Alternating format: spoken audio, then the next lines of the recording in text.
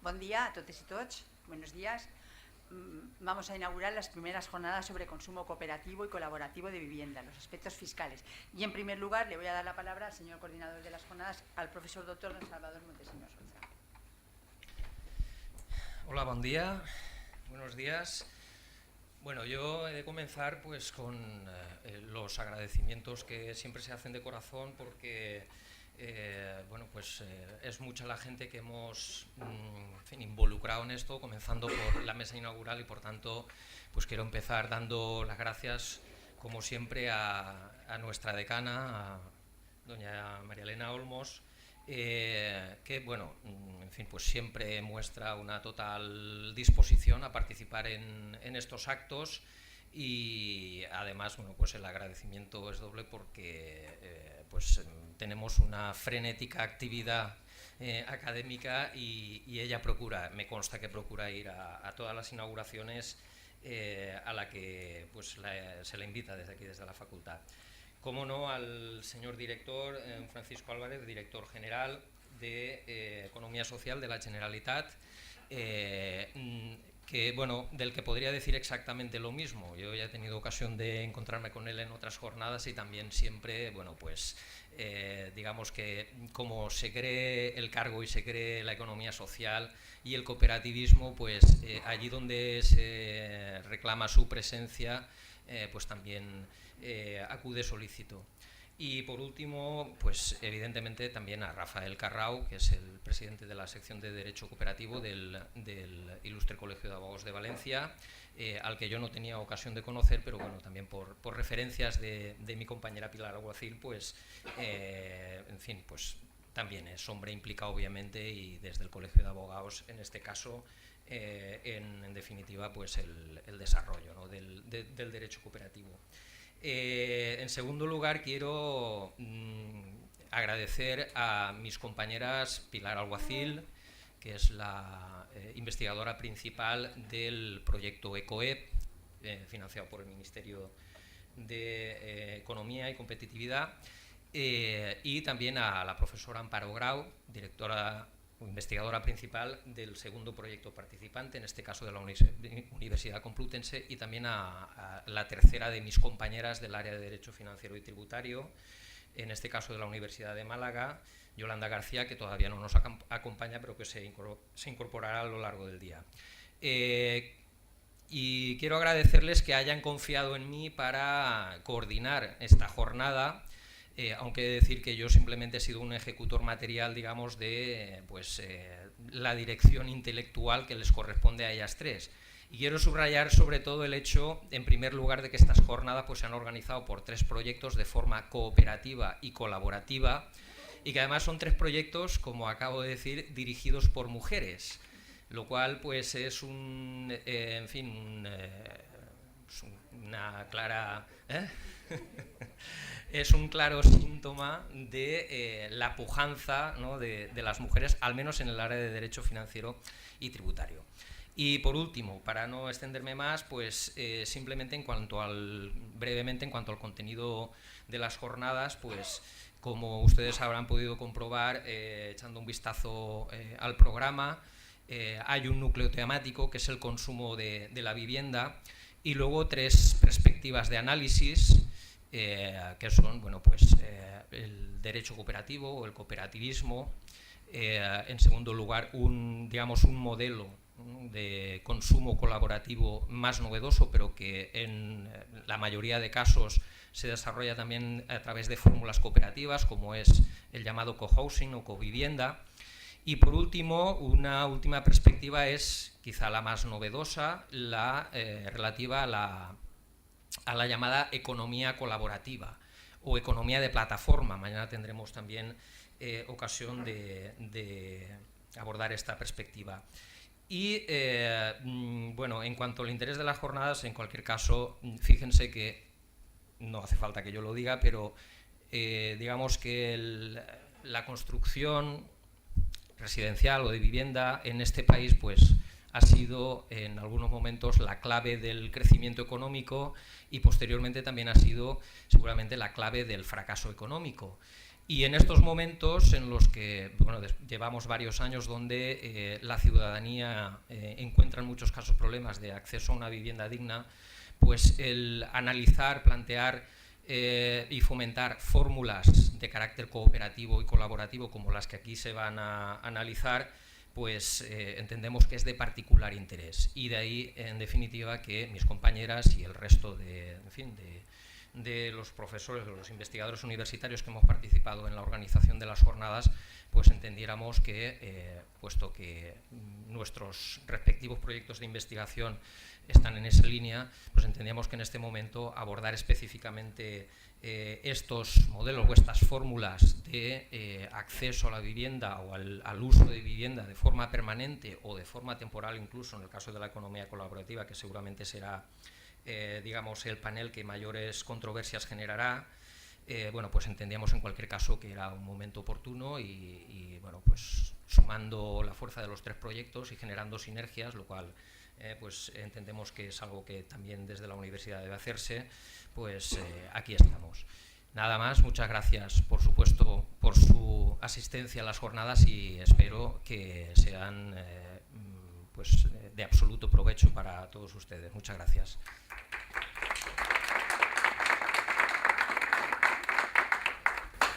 A continuación tiene la palabra el señor presidente de la sección de Derecho Cooperativo del Ilustre Colegio de Abogados de Valencia, el abogado don Rafael Carrao. Muchas gracias, decana, por darme la palabra. Yo quiero expresar primero que nada el agradecimiento a la facultad por esta invitación para estar aquí en este acto, porque para nosotros, para la sección de Derecho Cooperativo, tiene especial trascendencia. Quiero personalizar en Pilar Alguacil, que fue quien nos llamó, ese agradecimiento, pero evidentemente se extiende a todos los organizadores y a la facultad en sí misma.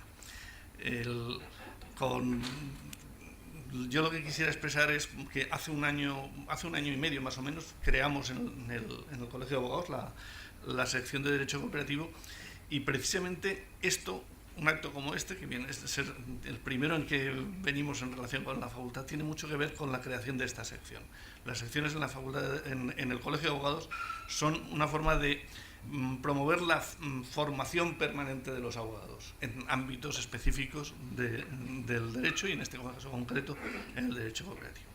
Lo que hacéis con actos como el que estáis haciendo precisamente es ir más allá de la mera enseñanza, ir a la investigación de la vida práctica del derecho que enseñáis en la facultad, y dais digamos, el recorrido inverso al que hace la sección. Ambos recorridos evidentemente tienen que encontrarse y van a surgir colaboraciones muy interesantes en el futuro entre la Facultad de Derecho y la sección de Derecho Cooperativo del Colegio de Abogados, igual que con otras secciones del derecho del Colegio de Abogados existen. Nuestra vocación es estimular esas colaboraciones. Por otro lado, para mí es una satisfacción estar aquí porque desde un punto de vista personal. Es que si hablamos de cooperativas de viviendas o de promoción en régimen colaborativo de viviendas, yo tengo mi propia experiencia. Yo vivo en una casa creada en régimen de comunidad, de promoción en régimen de comunidad, que no es una cooperativa, pero así lo es, y aparte pues mi vida ha estado muy vinculada, como bien sabe nuestro director general, al ámbito cooperativo en otros ámbitos cooperativos, ámbitos financieros fundamentalmente. Entonces es una satisfacción estar en este acto y agradeceros la invitación para estar presente y desearos los mayores éxitos y que sigan avanzando floreciendo y mejorando lo que es el desarrollo práctico del conocimiento del derecho con la vida práctica del derecho. Muchas gracias por venir.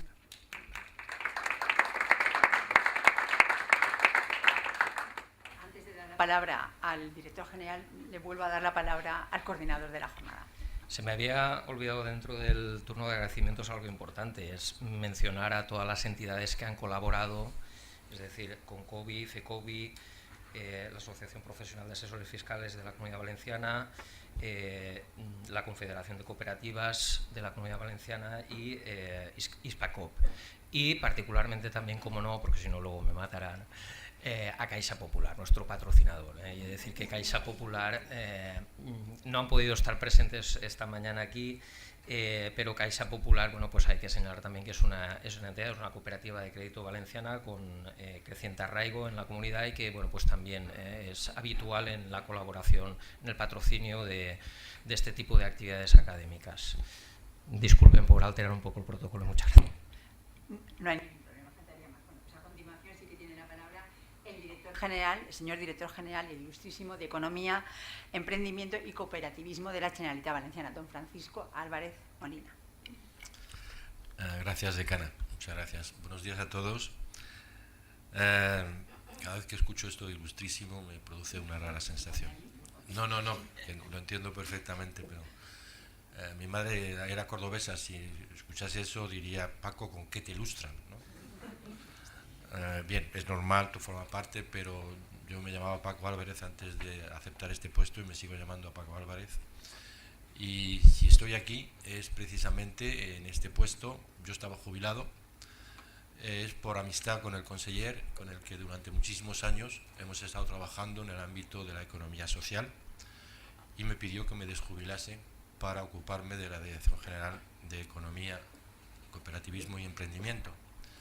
Quiero decir con esto, para directamente justificar el porqué, como Salvador decía al principio, evidentemente cada acto que tenga que ver con el cooperativismo, si yo no estoy presente, no estoy asumiendo el compromiso que he asumido incorporándome a este nuevo gobierno valenciano. Decir que estoy contento de estar aquí, pues os puede hacer pensar, y muchas veces tenéis razón, de que los que representamos al gobierno siempre decimos lo mismo, que contento estoy de estar con vosotros, etcétera. Pero la realidad, como ya he indicado, es que yo me he incorporado a este gobierno para intentar aportar mi granito de arena para poder construir un modelo económico con rostro humano. La consellería se llama Economía Sostenible. La palabra sostenible se deja por ahí al lado y está dentro, y lo hemos puesto adrede, cogiendo la palabra sostenibilidad en el sentido que hay que tomarla, no en el sentido tan sobado que tiene y que muchas veces es inadecuado. Hoy en día todo es sostenible, se escucha en cualquier lado: esto es sostenible, esto es sostenible. Hombre, un banco con 3 patas es sostenible, pero no estamos hablando de eso.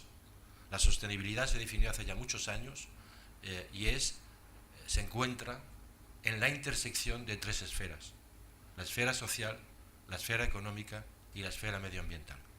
¿Quiere decir esto? Que cada vez que se utiliza esa palabra tenemos que verificar si la persona que la está utilizando, por ejemplo, si es en el sector económico, está teniendo en cuenta el sector social y el medioambiental.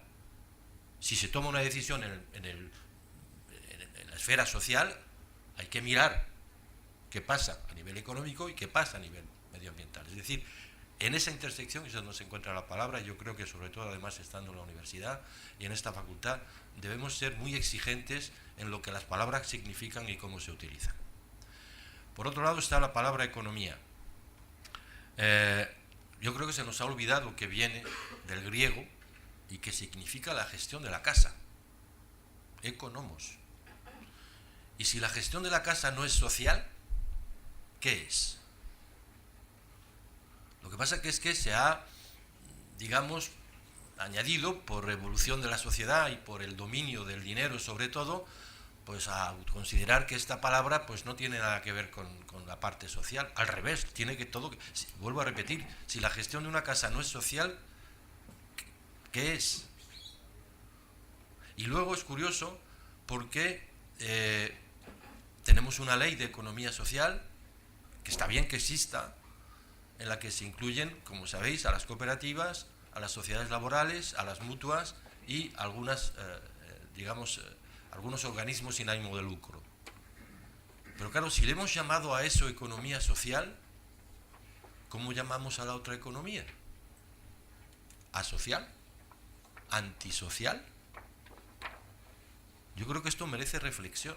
Y está bien que las cooperativas, las sociedades laborales y tal, jurídicamente hablando, tengan su reconocimiento y sus ventajas, pero debemos empujar para que la economía sea social, para que la empresa sea social, y ya se empieza a avanzar en Europa con el término de empresa social.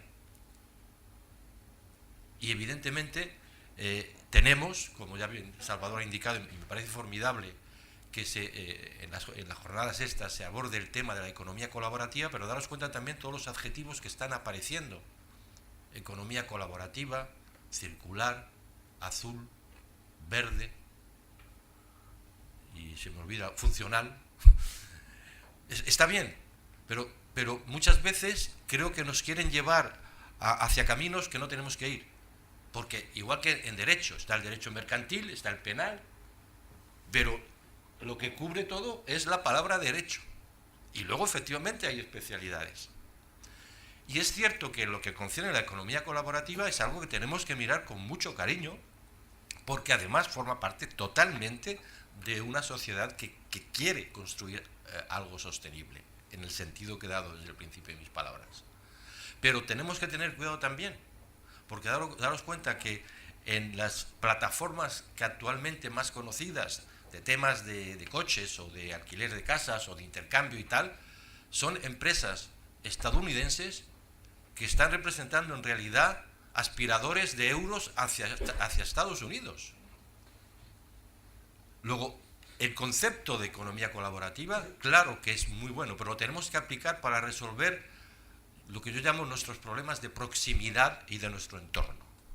Y es evidente que en el entorno de la vivienda esto tiene una gran importancia, y que es verdad que se está desarrollando mucho, pero lo tenemos que controlar para que no se convierta en un nuevo capitalismo, en una nueva forma de hacer dinero. Porque hasta ahora, vuelvo a repetir, las plataformas más exitosas de economía colaborativa es eso. Y es importante. Y termino ya verdaderamente felicitando a los organizadores de estas jornadas, que hay que hacer más. El tema fiscal, y tuve la ocasión de compartir con Salvador y con Pilar una de las jornadas que se organizaron en torno al cooperativismo y a los temas fiscales, que son extremadamente, evidentemente, importantes. Pero vuelvo a repetir también, lo que aquí vais a tratar durante estos días, sinceramente, es una aportación enorme a lo que la sociedad en general necesita, y la Comunidad Valenciana en particular. Así que de verdad, muchas gracias, y me tendréis siempre, y lo sabe también el presidente de la Federación de Vivienda, que me tiene siempre a vuestra disposición, con toda simplicidad, porque si no hago esto, yo no sirvo para nada. Muchas gracias.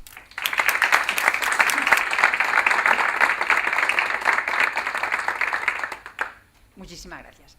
Pues la verdad es que mis primeras palabras en este acto de inauguración de las jornadas sobre consumo cooperativo y colaborativo de vivienda, los aspectos fiscales, que constituyen hoy su primera edición, como decana de la Facultad de Derecho y en nombre y representación de la misma, son necesariamente de bienvenida y de agradecimiento. De bienvenida a todos los participantes en estas jornadas, ponentes y asistentes, así como a las personas que me acompañan en la mesa. Gracias, Francisco, y gracias, Rafael, por dedicarnos su precioso tiempo, por su compromiso y por todas las reflexiones que nos acaban de aportar, que yo creo que las vamos un poco a meditar y a pensar. Igualmente quiero manifestar mi agradecimiento al coordinador de las jornadas, profesor doctor don Salvador Montesinos, por haberme invitado a la organización, así como a todos los miembros del comité científico, a la secretaría de la jornada, a las 3 investigadoras principales y a los miembros de los proyectos de investigación, al igual que a las entidades colaboradoras, como las ha mencionado el profesor Montesinos, no las voy a mencionar, pero también al patrocinador. Todos son organizadores de este evento científico y todos sabemos el esfuerzo que supone organizar un evento de estas características, y en ese sentido les felicito y les agradezco el que me hayan invitado. Estas jornadas presentan un doble interés científico, porque por una parte no solo se dedican a reflexionar y a debatir sobre el consumo cooperativo y colaborativo de vivienda, incidiendo fundamentalmente en sus aspectos fiscales o tributarios, sino también nos va a presentar los proyectos de investigación organizadores del Congreso y la red de investigadores Tributes.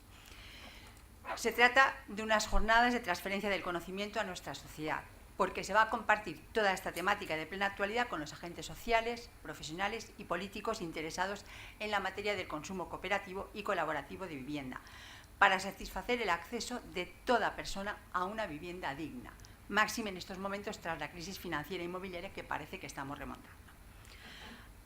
La materia va a ser examinada por expertos y especialistas fundamentalmente en derecho tributario, sin olvidar otros ámbitos científicos y profesionales que convierten a las jornadas en interdisciplinares e interuniversitarias, contribuyendo así al enriquecimiento científico de todos los participantes. En este sentido, como servicio público que somos, estas jornadas ponen en valor la investigación que se lleva a cabo por las profesoras y los profesores de nuestra casa, como fundamento de la docencia, medio para el progreso social, soporte de la transmisión del conocimiento y transferencia del mismo a la sociedad, convirtiendo a nuestra facultad en una institución difusora de cultura y formación permanente en el seno de la sociedad.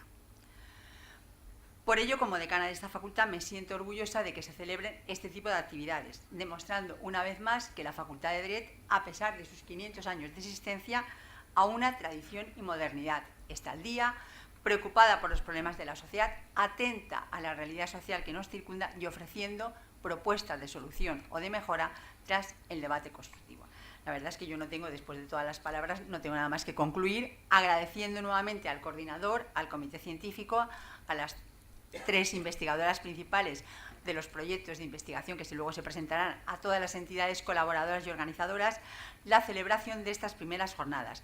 Yo deseo que sean un éxito y a todos los participantes, ponentes y asistentes, gracias por estar aquí. Y, como no, mi reconocimiento y gratitud tanto al director general como al presidente de la sección de Derecho Cooperativo del Ilustre Colegio de Abogados. Y ahora sí que le voy a dar la palabra nuevamente al director general para que diga las palabras de inauguración, para que quede inaugurado y lo inaugure él, ya que ha venido a nuestra casa. Muchas gracias. Pues quedan inauguradas las jornadas sobre consumo cooperativo y colaborativo de vivienda y los aspectos fiscales. Y gracias de verdad a todos por haber organizado esto. Muchas gracias.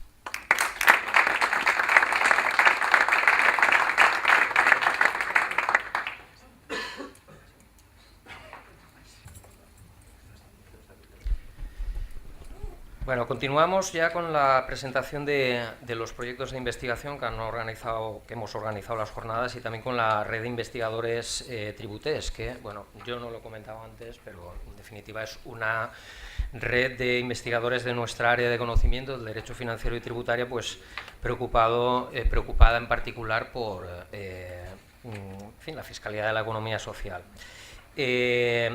Bien, en primer lugar tiene la palabra María Pilar Alguacil Marí, que es catedrática de Derecho Financiero y Tributario de la Universidad de Valencia y es la investigadora principal del proyecto ECOEP, de aquí de la Universidad de Valencia, Economía Colaborativa, Economía Social y Bienestar.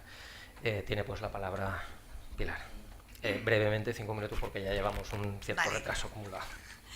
Gracias, Salvador. Gracias doblemente, primero por darme la palabra y segundo, muchas gracias por haber organizado estas jornadas. La verdad es que debo decir que efectivamente estas son unas jornadas organizadas por 3 proyectos liderados por mujeres, pero nos ha hecho falta un hombre. Para llevarlo a cabo nos ha hecho falta un hombre. Hay que romper esta lanza en favor de los chicos, porque la verdad es que nunca se rompen bastantes por nosotras, pero de vez en cuando necesitan ese apoyo. Y ahora, en serio, la verdad es que ha sido fantástico trabajar con él. Yo creo que todas las participantes de los proyectos estamos de acuerdo. Y bueno, pues gracias, porque estas cosas llevan muchísimo trabajo y muchos líos de cabeza, etc. Y ya me pongo a hablar del proyecto ECOEP. El proyecto ECOEP es un proyecto sobre economía colaborativa, economía social y bienestar. Está financiado por el Ministerio de Economía y Competitividad. Esto puede parecer extraño, pero es lo que asumió las competencias el Ministerio de Educación en su día y Ciencia y Competitividad, el antiguo MICIN, y ahora, bueno, pues así estamos. Es un proyecto coordinado, el proyecto ECOEP. Es un proyecto coordinado entre un equipo de la Universidad de Valencia, que debo decir somos los líderes, no están aquí mis compañeros de la Universidad Politécnica y por tanto lo puedo decir así con esta miradita, y después tenemos un subproyecto de la Universidad Politécnica, que ahora, hablando en serio, es muy potente y lo hacen muy bien. Los de la Universidad de Valencia somos mayoritariamente gente de derecho, pero también tenemos gente de organización de empresas. Y el subproyecto de la Politécnica son casi todos gente de organización de empresa, y por eso nos hacemos como dos perspectivas sobre el tema de la economía social y la economía colaborativa. El proyecto de la Universidad de Valencia sería economía social y colaborativa como instrumento de las políticas públicas, y trabajamos, claro, la regulación legal de esas políticas públicas y muy especialmente las tributarias, claro, porque gran parte del equipo somos de financiero, y los compañeros del Politécnico están trabajando más las fórmulas organizativas y también el impacto que estas fórmulas de organización, que estas economía social y colaborativa tienen en el bienestar social. La verdad es que están haciendo publicaciones muy, muy interesantes y la verdad muy chulas. Estamos trabajando muy, muy bien. Bien, este es el equipo, por enseñarlo solamente, el equipo de la Universidad de Valencia. Ahí estoy yo arriba y abajo en negrita subrayados están los becarios, que son a las primeras personas a las que habría que dar las gracias también en la organización después de Salva, porque han trabajado duro para que esto salga adelante. Estamos muy contentos de tener estos becarios en formación y bueno, pues todos los demás son profesores de, como decía, casi todos de Derecho, no todos de Derecho Financiero, sino que tenemos gente de Derecho Administrativo, de Derecho del Trabajo y luego dos de Organización de Empresas que son de la Universidad de Zaragoza. El equipo de la Universidad Politécnica son gente de la Universidad Politécnica, que también es quien proporciona su investigador principal, también de la Universidad de Valencia y de ESIC, la Escuela de Business y Marketing.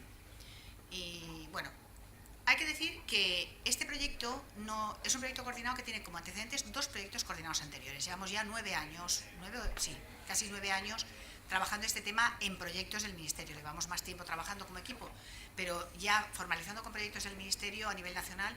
Tenemos tres proyectos ya. El primero fue una convocatoria de 2009, el proyecto Polescope. Entonces, coordinábamos dos equipos, uno de la Facultad de Derecho y otro de Judescope, un instituto de aquí de la Universidad de Valencia. Nosotros, la parte de la Facultad de Derecho, nos encargábamos también de las políticas públicas, específicamente tratamiento fiscal y de ayudas públicas. Trabajamos también el tema de ayudas de Estado en materia de economía social. Después pasamos al tema, evolucionando en el tema, incidimos más en el tema de la empresa social. Y esto dio a cabo el proyecto Empresa Social, que fue el primer coordinado con la Universidad Politécnica, ya con los dos equipos que ya se consolidaron, estos dos equipos que he comentado.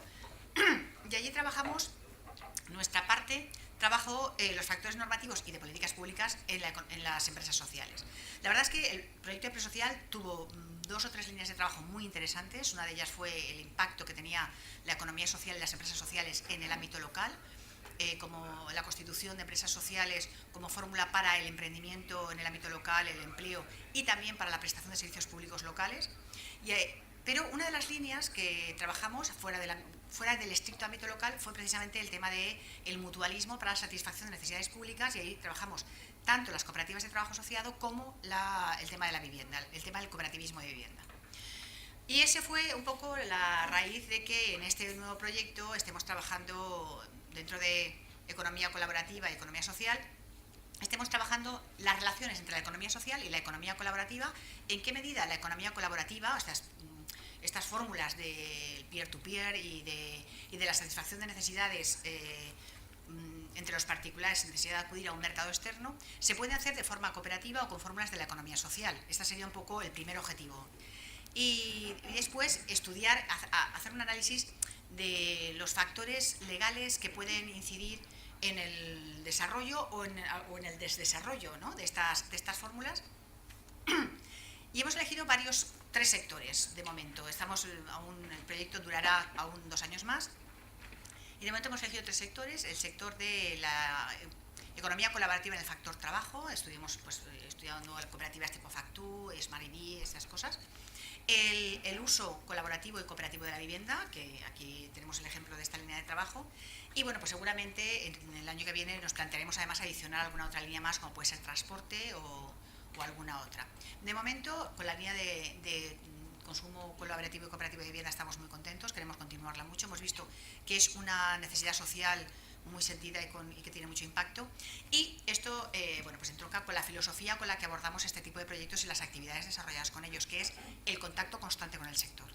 Nosotros consideramos que la investigación básica no solamente está muy bien, sino que además la practicamos como quien practica el yoga o la meditación, que es decir, que practicamos la investigación básica muy a gusto, para eso está la universidad, pero que también se nutre esta investigación básica del contacto con el sector y de la investigación aplicada. En ese sentido, jornadas como estas nos sirven para tomar contacto, pulsar el sentimiento de las necesidades del mercado y del sector, y de ahí sacar trabajos de investigación posibles. Y esos trabajos de investigación queremos que tengan algún impacto real en la vida de la gente, y esa sería un poco la idea. Bueno, tenemos ahí muchos objetivos concretos en los que se plasman estos criterios generales. y bueno, pues vamos a ir desarrollándolos en la medida de lo posible. Antes de acabar con mi intervención, quería aprovechar para hablar de varias cosas que pueden ser interesantes para el auditorio relacionadas con el proyecto. El proyecto está desarrollando varias actividades relacionadas con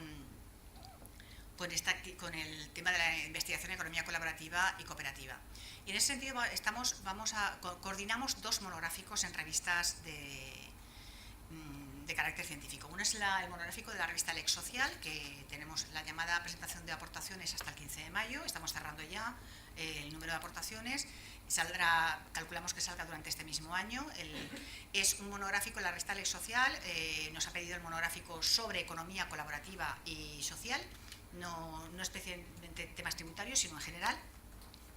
Y bueno, pues nada, que esperamos que os sea interesante, cuando salga también lo daremos a conocer y esperemos que os interese.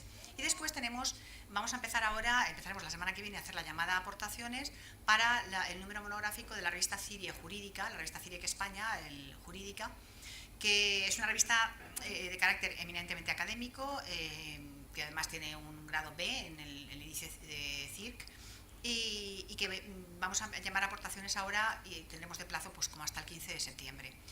Nosotros ya anunciamos cuando hicimos la llamada para estas jornadas que las comunicaciones y ponencias de estas jornadas serían las primeras a tener en cuenta para la valoración por pares que se hace en la revista para este monográfico. Si alguna no cabe en el monográfico, bueno, la mandaremos a otros números de la revista, pero en principio será lo primero a tener en cuenta. De todas formas, hemos hecho una llamada interna en la red Tributés, de la que ha hablado también Salva Montesinos, para aportar en este número, que bueno, pues que anunciamos ahora este monográfico. La red Tributés, como comentaba Salva, es una red informal en este momento, que iremos formalizando poco a poco, me imagino, y en el que nos hemos reunido los profesores de Derecho Financiero y Tributario de toda España, con unas inquietudes específicas con entidades sobre la tributación de entidades de la economía social, con valor social, en fin, no queremos tampoco encasillarnos con una denominación, aunque economía social es quizá la más común en nuestro país, pero que acoge otras fórmulas que no caben estrictamente en ese concepto, ¿no? Y bueno, pues nada, yo creo que con esto ya acabamos. A invitaros a todos también a participar en el grupo de expertos que hemos montado en la red LinkedIn y en la red Facebook. Todos los interesados en la economía social y colaborativa estáis invitados a participar con todas vuestras aportaciones y a comunicaros con nosotros en esos grupos, esos foros de Facebook y de LinkedIn, en el que intentamos mantenernos un poco al día todos, no estar tan solos unos con otros. Y nada, yo creo que me he extendido con mucho, como siempre he dicho yo, que menos mal que Salva nos moderaba, porque yo no me voy a moderar. Bueno, a continuación tomará la palabra María Amparo Grau Ruiz, de la Universidad Complutense de Madrid, pero nacida aquí en Valencia y además formada también en la Facultad de Derecho de Valencia, y bueno, pues que también empezó su andadura, ¿no?, en investigadora aquí en la universidad, pues bajo la dirección de don Carmelo Lozano, que es también compañero nuestro, catedrático de Derecho Financiero y Tributario. Bueno, ella es la investigadora principal del proyecto Certificarse, efectos jurídico-financieros y control del impacto social para el desarrollo sostenible, el papel de las certificaciones en las inversiones y la contratación pública, y bueno, pues en definitiva temáticas relacionadas con la responsabilidad social, y que obviamente, pues como decía antes el director general, evidentemente la perspectiva social no puede perderse cuando abordamos cualquier materia económica o medioambiental, es decir, son complementarias. Sin más, tiene la palabra, y pues rogándole también brevedad, que yo luego soy incapaz de garantizar, ¿no?, que se cumpla, pero bueno. Vale. Muchas gracias, Salva, muchas gracias a mis compañeras de los otros 2 proyectos y a la facultad por acogernos, y a todas las entidades y a todos ustedes por participar en las jornadas hoy aquí. El proyecto se llama Certificarse, certifica responsabilidad social empresarial. Este proyecto es fruto de una trayectoria también bastante dilatada en la Universidad Complutense.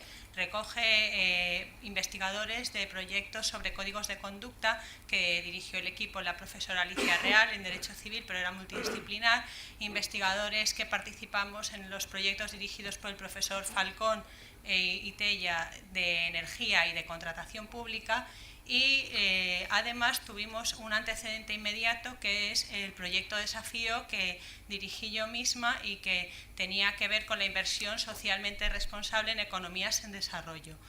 Cuando acabamos este proyecto, los miembros del equipo nos quedamos con la impresión de que ese primer acercamiento a la responsabilidad social desde la perspectiva fiscal y otras se había realizado, pero que desde la perspectiva fiscal habría que tratar de concretar esa adecuación de las medidas fiscales al valor social que reportaban las actuaciones, lo que tradicionalmente estudiamos como finalidad extrafiscal de los tributos, en cuánto se valoraba. Y ante un panorama que está denostando los incentivos fiscales por doquier porque son difíciles de controlar, dijimos, bueno, pero es que hoy en día las cosas han evolucionado, se puede medir el valor social y se pueden articular incentivos que sean proporcionados. Entonces llegamos a pensar cómo controlar el impacto social y qué efectos jurídico-financieros tenía que tener el que una actividad se realice con valor social o no. Y además esto en el marco de la sostenibilidad, como se ha dicho antes, en la Agenda de Desarrollo Sostenible 2030 de Naciones Unidas, que se adoptó en septiembre de 2015, hay que repensar nuestros planteamientos. Y queríamos concretarlo para llegar a soluciones en sectores concretos y pensamos que en la contratación pública las certificaciones de impacto social, de impacto medioambiental ya estaban teniendo una valoración con la inclusión de las cláusulas sociales tras cambiar las directivas. ¿Por qué no en el campo del ingreso, no solo por el gasto, se podía tener en cuenta esa valoración de los aspectos sociales mediante sistemas de incentivos adecuados? Y por eso el título de papel de certificaciones en inversiones y contratación pública. Es un poco largo, pero se adecua a lo que queremos hacer. ¿Cómo lo vamos a hacer? Pues en los Objetivos de Desarrollo Sostenible hemos mirado hábitat urbano y también bosques. Entonces, en el proyecto tenemos dos líneas en paralelo, vivienda y bosques. El equipo investigador es de profesores de Derecho Financiero y Tributario en España, fuera de España, en Bélgica y Francia, y también hay profesores de Derecho Civil, Ana Lambea, que es experta en vivienda, en Derecho Mercantil, en Derecho del Trabajo y la Seguridad Social, en Finanzas y Contabilidad, en Contabilidad Pública, en Ciencias de la Administración y en Ingeniería y Gestión Ambiental. Somos personas que trabajamos pues también en la Universidad Jaume I, que tenían una línea de medición de responsabilidad social en fondos de inversión, y yo quería saber si esa rentabilidad social medida en el ámbito del sector privado se podía trasladar al sector público, esa medición de responsabilidad social, para que tuviera efectos fiscales y lo considerase la hacienda pública. Luego hay profesoras que son expertas en certificaciones en una cadena de valor muy certificada como es la de forestales, y por eso participa la Universidad Politécnica de Madrid. Y las entidades que han apoyado este proyecto, pues a nivel nacional está la Asociación Española de Asesores Fiscales, la Asociación Española de Fundaciones, Concovi, que nos acompaña hoy aquí, FSC, también PEFS, las dos grandes certificadoras forestales, la Fundación Acción contra el Hambre, el Observatorio de Responsabilidad Social Corporativa, PricewaterhouseCoopers, URIA, Soandexil y Dekerke. Entonces, todas estas entidades han detectado que es preciso avanzar en esta línea y agradecemos mucho su apoyo. En cuanto a trabajos relacionados con el proyecto, en la página web, que es pública, se pone certificarse UCM y toda esta información está a vuestra disposición. Pues vamos dando noticia de proyectos, por ejemplo, uno europeo que va a tener un congreso pronto en Madrid, las actividades que se desarrollan aquí, y en esta parte, en eventos de interés, pues van figurando todas las actividades en las que ha participado el proyecto. Tenéis los programas y para cualquier cosa pues podéis contactar conmigo o con los del equipo a través del email, localización y contacto. Esta es una investigación del programa Retos, del Plan Nacional de Investigación. Es un reto servir a la sociedad y queremos que llegue, y por eso queremos que esta investigación aplicada pues sea útil, durará hasta 31 de diciembre de 2018. Y muchas gracias. Y siento que Concovi no aparezca en el programa porque hicimos la otra parte, porque se imprimió ya antes, pero en el PDF está. Gracias.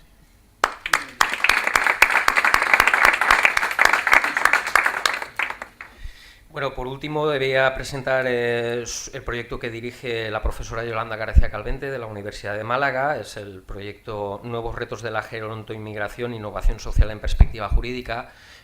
Pues bueno, en cuanto se incorpore le daremos también ocasión de que presente el proyecto, porque puesto que es ella la que tiene conocimiento del mismo, pero bueno, fíjense en cualquier caso que pues es también un proyecto que entronca pues muy directamente con uno de los paneles, uno de los núcleos temáticos, que es el de la en definitiva el cohousing o covivienda, como fórmula a través de la cual no solo se garantiza en definitiva el acceso a una vivienda digna, también con fórmulas cooperativas, sino que bueno, pues es también una fórmula que incorpora la satisfacción de otras necesidades de carácter social y que es una fórmula idónea pues, para determinados grupos de población o sectores de población como pues, en definitiva digamos, la gente mayor, ¿no? La gente mayor de edad. Bueno, ya sin más, algo que... sí, vamos en camino ya. Sin más, pues ya vamos a dar paso a la ponencia general, digamos, de las jornadas. Y bueno, sí, les indico ya, porque como hemos avanzado, es decir, estamos ya en una hora ciertamente avanzada y puede que ya vaya apeteciendo un café, si les digo que en cuanto acabe esta ponencia tendremos un café aquí fuera, ¿de acuerdo? Muchas gracias.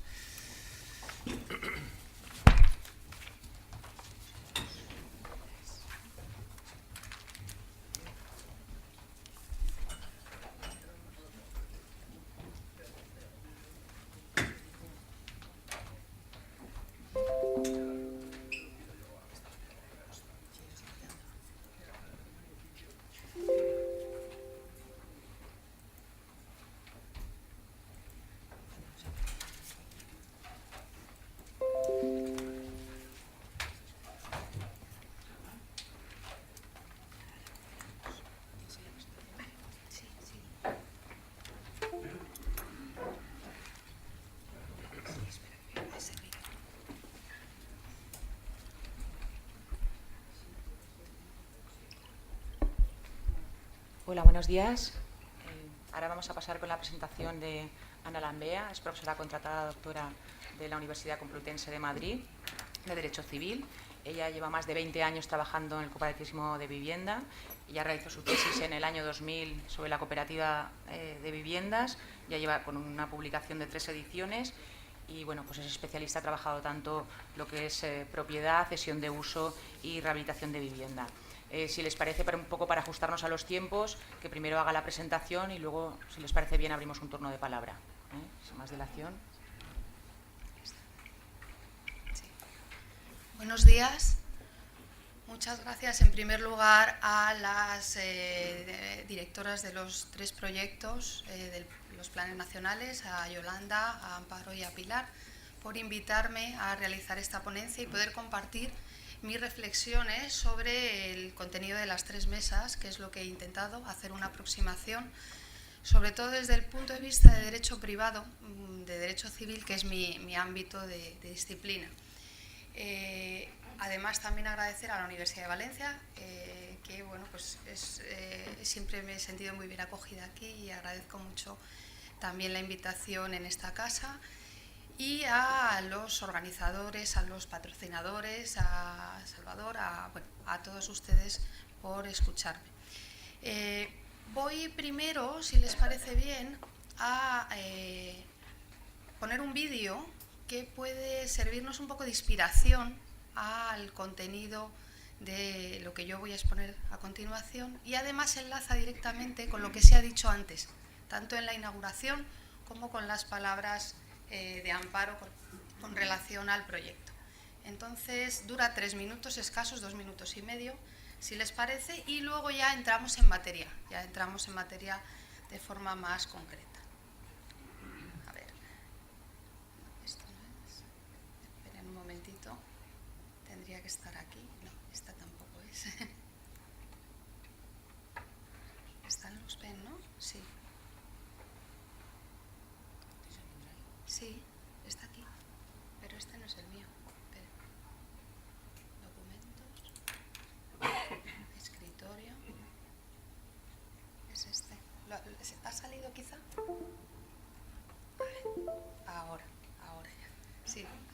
sacar el otro ha debido salir también.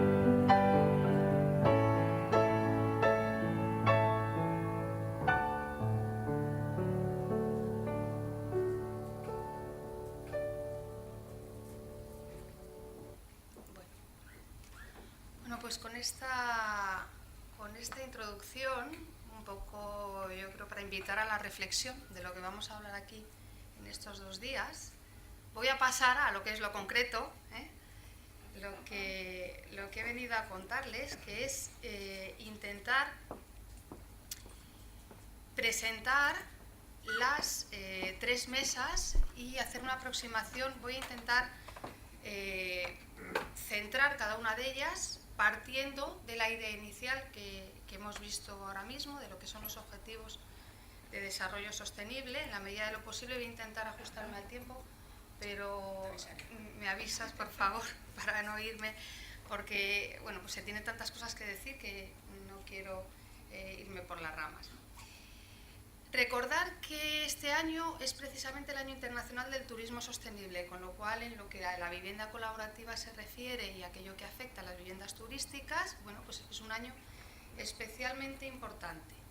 Partir retomando, ya digo, las palabras iniciales de la inauguración de lo que es el desarrollo sostenible, que tiene que tener en cuenta, lógicamente, las necesidades humanas, que tiene que tener en cuenta las necesidades y las debilidades humanas. Es decir, no solo pensemos que todo es maravilloso como las imágenes últimas, sino que las necesidades y las debilidades, que ya muchas de ellas, en ellas hemos caído, bueno, pues quizá haya que pasar página y enfocarse en otra dirección. Evidentemente el desarrollo es una oportunidad, ¿no? Toda gran crisis es un momento de oportunidad para los afortunados que les permite avanzar. Y la vivienda, desde el punto de partida del bienestar del ser humano, tiene que estar al servicio de ese desarrollo sostenible, tiene que buscar el bienestar, lo que se decía antes, desde el punto de vista ambiental, económico y social. Es un objetivo tanto la habitabilidad como la justicia social, como las cuestiones económicas y la sostenibilidad ambiental. Hablamos de vivienda sostenible desde un significado o con un significado integral, global, profundo, desde una perspectiva humana. ¿Por qué introduzco yo ese concepto de sostenibilidad humana?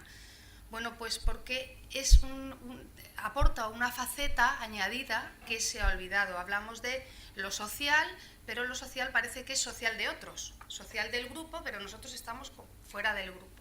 Y nos olvidamos que somos personas y estamos dentro del grupo, y que es la persona la que habita, la que entra y sale de este edificio, de su casa, del hábitat urbano en general.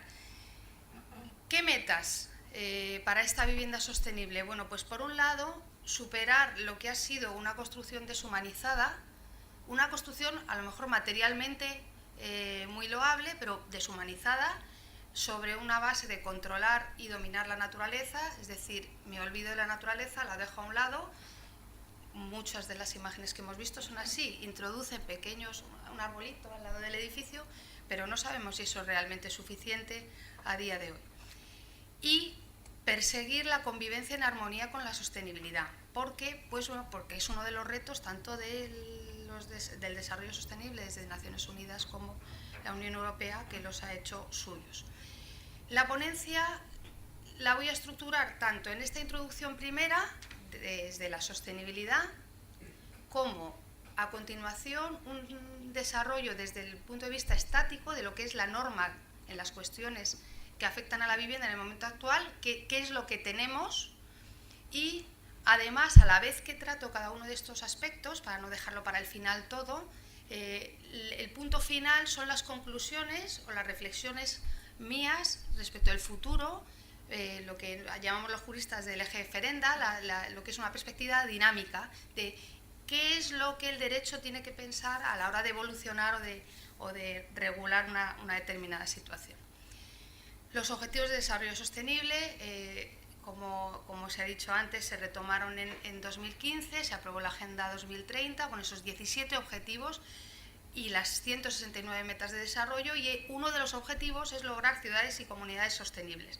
El resto de objetivos tienen relación y conexión directa con la vivienda, tanto el de erradicación de la pobreza, que es el primero, el derecho a que acceda toda persona a los recursos y los servicios básicos, como es la propiedad, la promoción de una vida sana y saludable, teniendo en cuenta lo que se ve afectado a nivel de salud por el entorno, la gestión sostenible del agua, calidad, reutilización, aguas residuales, etc. El séptimo, de la energía, el acceso a la energía, el desarrollo, el uso eficiente, el crecimiento económico y pleno empleo, las infraestructuras sostenibles, que es el 9, el 10 de la igualdad de oportunidades, el 12 consumo y producción sostenible, residuos, combustibles, las medidas urgentes contra el cambio climático, de adaptación a los riesgos, los océanos, el ecosistema, es decir, aunque sea uno el objetivo, todos los demás tocan en algún punto a este. El objetivo 11 se plantea porque realmente más de la mitad de la población mundial vive en zonas urbanas. En 2050 esta cifra habrá aumentado considerablemente, estamos hablando de 6.500 millones de personas, 2/3 de la humanidad. Además, teniendo en cuenta que han aumentado el número de megaurbes, lo que son ciudades con más de 10 millones de habitantes. La pobreza extrema se concentra alrededor de los espacios urbanos y como objetivos para esa vivienda, esa ciudad, esa comunidad sostenible, ciudad sostenible, vivienda sostenible, son mejorar la seguridad, mejorar la sostenibilidad, las viviendas asequibles y todo lo que rodea transporte, entorno, planificación, gestión, etc. Decimos entonces que tenemos unas condiciones materiales, una inclusión social y justa como objetivo y una construcción dentro de un medio físico. Y realmente esto nos plantea lo que es la idea de la sostenibilidad humana, una sostenibilidad teniendo en cuenta tanto el concepto de sostenibilidad, el concepto sostenible, el concepto de vivienda, y aunando todo ello podríamos hablar de que la vivienda es humanamente sostenible cuando estamos ante un lugar cerrado y cubierto para ser habitado por personas, por seres humanos, que se mantiene a lo largo del tiempo sin agotar los recursos o causar daño al medio ambiente. Esa sería una posible. Yo ofrezco la que a mí se me ha ocurrido, pero cada uno de nosotros podríamos poner una coma o añadir alguna palabra, algún término, algo probablemente. La sostenibilidad humana es un ámbito de desarrollo necesario porque es que vamos encaminados hacia allí. ¿Por qué es necesario? Porque la vivienda es un bien principal para el ser humano. Lo es, sea suya o simplemente la esté utilizando. Es decir, no, aquí en estas jornadas, 2 de las mesas redondas, circulan en torno a eso, lo que es el uso. No es tanto que todos tengamos que ser propietarios, que es una cultura que en España en los últimos años ha sido muy admitida, parece que todos tenemos que acceder a la propiedad. Si todos, no todos podemos acceder, es evidente que no todos, pero al menos que todos podamos usar. Además, no solo hablamos de la vivienda, hablamos de la ciudad como un entorno pensado por las personas que habitan y para esas personas que habitan, para todos, desde una visión integral, holística de la vivienda, que satisfaga todas las necesidades que se dicen pues en los distintos foros sobre el hábitat de abrigo, de cobijo, de bienestar, de salubridad. Si estamos en un entorno que es insalubre, aunque tengamos una vivienda de 300 metros cuadrados en un edificio súper sostenible, como veíamos antes, y con si el entorno no acompaña, pues tampoco estamos resolviendo parte del problema. Tenemos entonces además que añadir la perspectiva social. Mantenemos sociedades de incluidos y excluidos porque realmente el hombre sin vivienda se deshumaniza. En el momento en que no tiene acceso a la vivienda queda excluido de la sociedad. Con lo cual hay que ver la necesidad de todos, no solo los que accedemos a una vivienda, como los que estamos aquí, sino de los demás que están fuera de ella. Y además ver la necesidad del que promueve, construye y gestiona, es decir, es un encuentro de necesidades necesariamente. La rehabilitación, lógicamente, en la línea que se está realizando, hace suyos estos objetivos para lograr la integración, para lograr ciudades y comunidades sostenibles, con viviendas humanamente sostenibles. Y el cohousing también puede contribuir a la sostenibilidad en materia de vivienda porque permite el acceso a través del uso a sujetos, a personas que a lo mejor no podrían acceder de otra forma. Es una fórmula que se les ofrece para poder tener la posesión, lo que es el uso de la vivienda.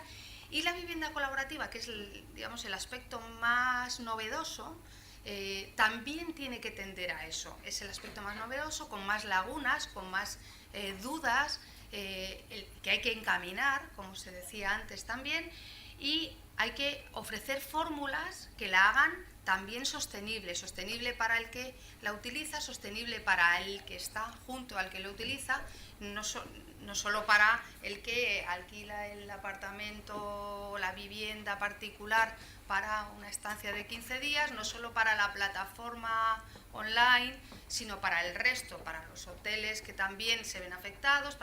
Es decir, que hay que tener en cuenta una visión muy global para poder resolver los problemas que este tipo de nueva situación o con relación a la vivienda plantea. Partimos, lógicamente, que además tenemos la previsión de nuestra Constitución del derecho a la vivienda, previsión que luego retoma la Ley del Suelo, del artículo 47, de la vivienda digna y adecuada como marco, que también es nuestro, de nuestra norma fundamental. La rehabilitación de viviendas es una actividad presente, pasada, reciente y futura, porque tiende a la mejora de la eficiencia de los edificios. ¿Qué normas hay? Ahora las vamos a ver. Hay 2 directivas comunitarias que inciden, la Ley del Suelo que ha cambiado en 2015, el plan estatal que se prorrogó por las razones políticas que todos conocemos y está preparándose el otro, no sé si está acabado o no, pero están en ello, y la profusión de normas autonómicas enorme.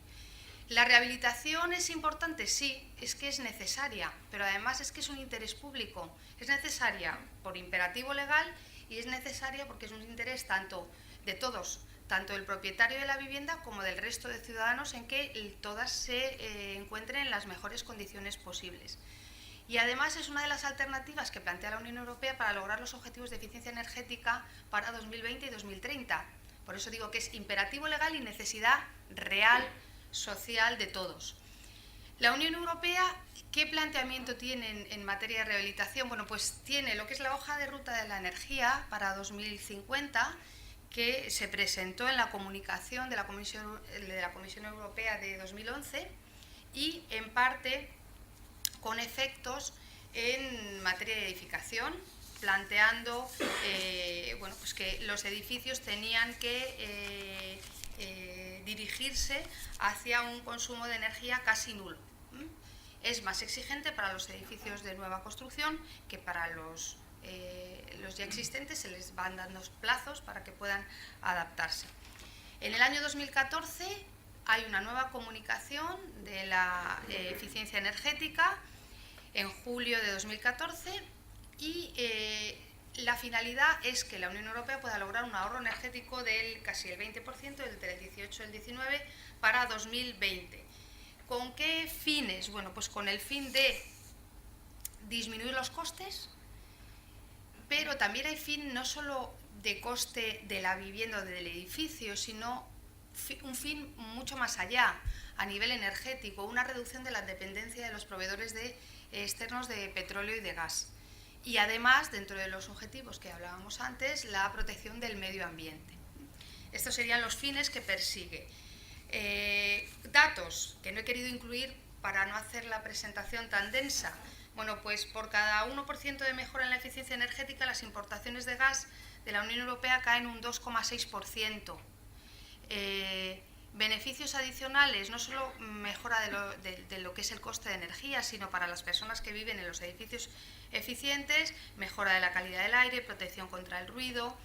Además, son oportunidades de negocio para ciertos sectores que se han visto afectados por situaciones de crisis y se generan nuevos puestos de trabajo. Es decir, que lo que es la rehabilitación, desde un punto de vista global y social, no solo afecta al sector de la construcción, nos afecta a todos cuando vamos por la calle y nos interesa que los edificios estén en condiciones, o cuando vamos a visitar un edificio que esté en las mejores condiciones, y además a la sociedad en general, al sector, a nivel de empleo, etc.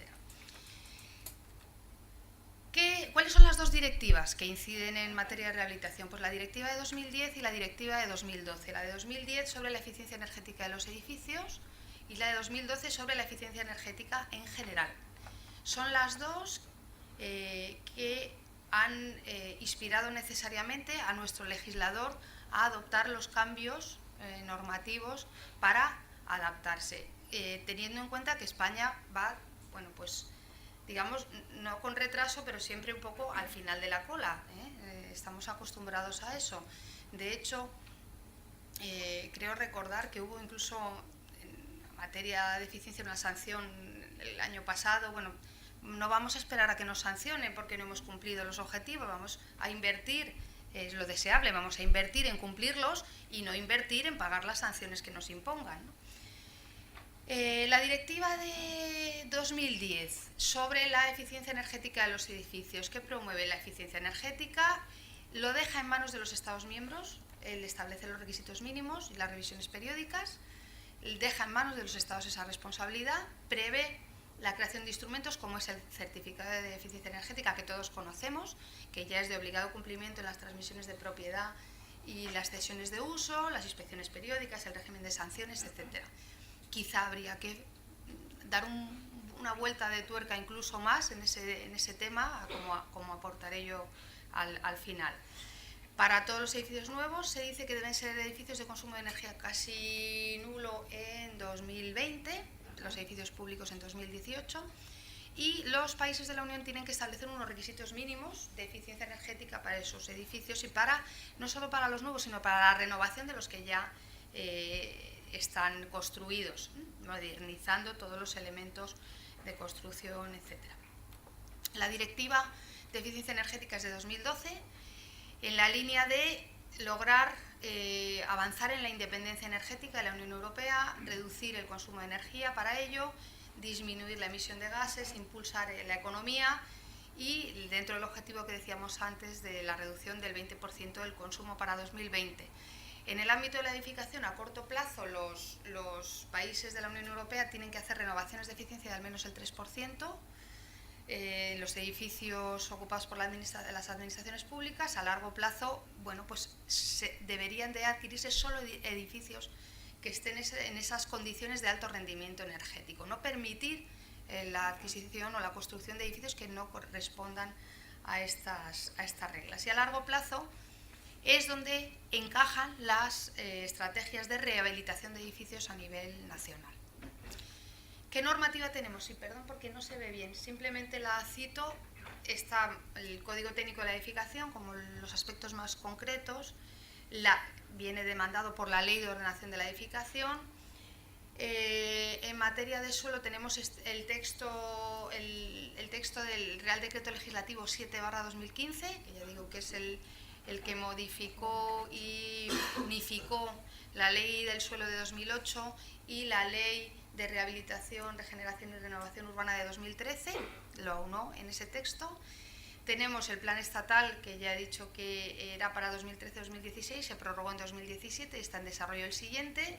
Y tenemos el procedimiento para certificación de eficiencia, textos sobre accesibilidad, discapacidad y lo que es la propiedad horizontal, sucesivamente modificada por algunas de estas normas, como gran marco de rehabilitación. Además, y de lo que se va a tratar aquí ahora, por eso yo no entro en eso, los planes de ayudas a la rehabilitación y las ayudas fiscales. Los planes de ayudas son sectoriales, PARE, clima, etcétera, en ciertos ámbitos, y lo que es la posibilidad de ayudas fiscales que en su momento se establecieron y bueno, pues que ahora podrían impulsarse. La ley del suelo, bueno, pues la he traído a colación porque es la que recoge el contenido de la Ley 8/2013 de Rehabilitación, Regeneración y Renovación Urbana. La recoge y, curiosamente, bueno, pues con esta técnica legislativa que los juristas estamos acostumbrados en los últimos años, no la deroga totalmente, la deroga parcialmente, con lo cual ya tenemos que empezar a pensar, cuando la leemos, empezamos, ay, ¿qué se habrá quedado? A ver cómo lo interpreto, ¿qué hago yo con esto? Bueno, se deja con contenido solo las disposiciones adicionales de modificación de otras normas. El resto no, el resto queda completamente derogado. Tampoco tiene mucho sentido, por aplicación del artículo 2 del Código Civil, dejar, porque no hubieran cobrado vigencia las anteriores, aunque la derogáramos, pero bueno, es una precisión que, ya digo, estamos acostumbrados. Abandona el título que teníamos porque realmente recoge rehabilitación, regeneración, renovación, pero es una ley del suelo, con lo cual va incorporando salteadamente el contenido de la ley de 2013, pero salteadamente porque a su vez va introduciendo, lo incorpora prácticamente en su totalidad de forma casi idéntica, por lo que yo he analizado, con algunos matices. Introduce, pues ya sabemos que también al legislador de vez en cuando le gusta reordenarnos, desordenarnos, y entonces nosotros nos dedicamos a ordenar de nuevo y a decirle si nos parece bien el orden que ha establecido, ¿no? No voy a entrar más que en que establece que el Estatuto Básico del Ciudadano, en el artículo 5 y 6, habla de los derechos y deberes, y el 5A de la vivienda digna. Vivienda digna, y nos dice libre de emisiones de cualquier tipo, en unas condiciones ambientales y de paisaje adecuadas. Ojo a la precisión de la nueva ley del suelo. También los deberes en el artículo 6. Cada uno de los apartados está dictado en virtud de una competencia distinta. También hay que volverse loco para ver si el 5A y el B es al amparo de las competencias del legislador general. El 5C, el D y el E al amparo del 149.1.8 y 1.18. El F al amparo del 149.1.6. Bueno, pues lo mismo que decíamos antes. ¿Quiénes pueden proponer esa rehabilitación? A lo que a nosotros nos interesa. ¿Quiénes participan? Bueno, ¿qué sujetos? Las administraciones, y vemos aquí propietarios, comunidades, agrupaciones, cooperativas, titulares de derecho real de aprovechamiento, empresas, sociedades o entidades que intervengan en su nombre. No destaca tanto la pretensión que tenía la ley del 2013 de incluso combinar claramente a la administración a tomar medidas cuando había infraviviendas, lo dejaba como quizá más claro, o al menos como era una ley más corta y estaba solo dedicada a eso, no pasaba tan desapercibido. No voy a entrar en esto porque es contenido de la ley del suelo y yo creo que ahora mismo, y por razón de tiempo, no nos interesa todo lo que es el contenido de esa ley, que no incide en rehabilitación, pues lo que es el informe de evaluación de edificios, en el título tercero, se recoge en el título tercero, se anuncia que accederán a un registro integrado único en el organismo que determine cada comunidad autónoma. El contenido también del censo de construcciones en rehabilitación pasa a la disposición adicional primera, las infracciones y sanciones en las disposiciones adicionales y también en la disposición transitoria el calendario del informe para la realización del informe de evaluación de edificios. Pero ya digo que recoge en esencia la materia de la norma anterior. Cooperativas de viviendas y rehabilitación. Las cooperativas de viviendas hacen rehabilitación, sí, pueden constituirse al amparo de la normativa cooperativa, tanto estatal como autonómica, y tener como objeto rehabilitar. También pueden ser cooperativas ya constituidas que acojan, amplíen el objeto y se dediquen a rehabilitar el edificio que en su día estaba ya construido. Y en último término, que es muy utilizado en la actualidad, el sector cooperativo gestiona la rehabilitación de viviendas en este régimen o de otro tipo, teniendo en cuenta no solo viviendas en particular, sino bloques o incluso barrios enteros. De eso nos van a hablar en la mesa de rehabilitación, entonces no voy a entrar más en eso. ¿Referencia a la rehabilitación en las normas autonómicas? Sí que lo hay. Hay 3 grupos de normas, no voy a decir cada una de ellas porque son muchas. Simplemente hay algunas que no se refieren expresamente a la rehabilitación, no lo dicen de forma tan clara. Otras la incluyen en el objeto de la cooperativa, como la ley valenciana o la ley madrileña, por decir 2 ejemplos. Y algunas lo consideran como una opción de base previa, es decir, como la causa, una posible causa de lo que es la finalidad de la cooperativa. Pero en general en todas ellas esta actividad es posible, la recojan o no la recojan expresamente. Entrando ya en esa faceta que yo decía dinámica, esto sería una visión estática, entrando en la faceta dinámica de esta rehabilitación, propuestas o aspectos mejorables que al menos yo he contrastado. Bueno, pues podríamos instar a que se unificara el concepto, porque aunque la ley de 2015 introduce la referencia en las definiciones a la rehabilitación, unificar el concepto en el sentido de, además de lo que comentábamos antes Amparo y yo al venir en el AVE, pues que por qué hablamos renovación, rehabilitación, regeneración, resulta que fuera dicen otra cosa. Bueno, vamos a un poco aclararnos porque no sabemos si es todo lo mismo, son matices, facetas, etc. Intentar un desarrollo al menos unificado e integrado a nivel global, estatal. El informe de evaluación de edificios, bueno, pues vamos a intentar, porque si no puede ocurrir que en una comunidad autónoma estemos pidiendo una cosa y en otra, teniendo en cuenta que el imperativo viene por la Unión Europea, tendríamos que intentar unificar un poco el criterio común. Además, importante, ¿quién asume el endeudamiento generado por la rehabilitación? ¿Qué efectos tiene sobre la propiedad? ¿Se han medido? ¿No se han medido? ¿Cómo podemos ayudar a que ese coste sea asumido? Ahora lo veremos también. Le podemos dar más publicidad al certificado de eficiencia energética, porque ahora, bueno, en caso de venta, arrendamiento, pues hay que presentarlo, y está en la constancia en el registro de la propiedad, pero podemos darle en el registro o otro tipo de publicidad mayor, probablemente sería deseable. Ante la administración puede ser imponerlo, ante cualquier trámite, exigir que se acredite con el certificado de eficiencia energética, bueno, como un trámite más, pero para conseguir que entremos en la dinámica, que hay muchas veces que necesitamos como que nos empujen, ¿no? Y una vez que ya hemos cogido la dinámica ya vamos rodados, y es una forma de decir, bueno, pues ya todos acostúmbrense a que esto tiene que ser así. Fomentar, lo que yo decía antes, el tema de coste, fomentar medidas fiscales, de lo que se va a hablar aquí, o subvenciones iniciales a la propiedad en el momento de puesta en marcha, también es una opción. La financiación, tal y como lo hacen otros países, mediante préstamos iniciales a bajo interés y luego recuperación posterior a partir del ahorro que se logra con la rehabilitación. Y modificación en su caso, si es que en algún punto es necesario, de la ley 2015 y de la propiedad horizontal en lo que se ve afectado.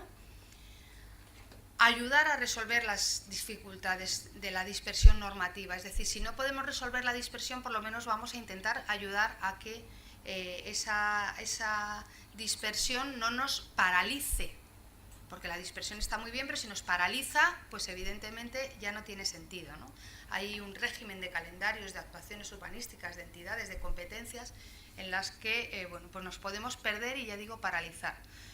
Fomentar además lo que hemos dicho, la rehabilitación profesionalizada, viable, y además podría incluso premiarse de alguna forma. O sea, el que lo haga bien, bueno, pues que tenga un reconocimiento, y eso va a incitar, a invitar a que los que lo están haciendo también quieran hacerlo bien, ¿no? Es lo del estímulo positivo, el refuerzo positivo. Dejamos la rehabilitación y pasamos al cohousing. He traído un mapa, evidentemente tomado de una página especialista en este tema, de dónde se sitúan, dónde localizamos las principales iniciativas en funcionamiento o en desarrollo que están interesados en cohousing en España. Aproximación al cohousing. El cohousing se fundamenta en la cesión de uso de la vivienda desde un uso eficiente, porque se adapta a las necesidades del ser humano.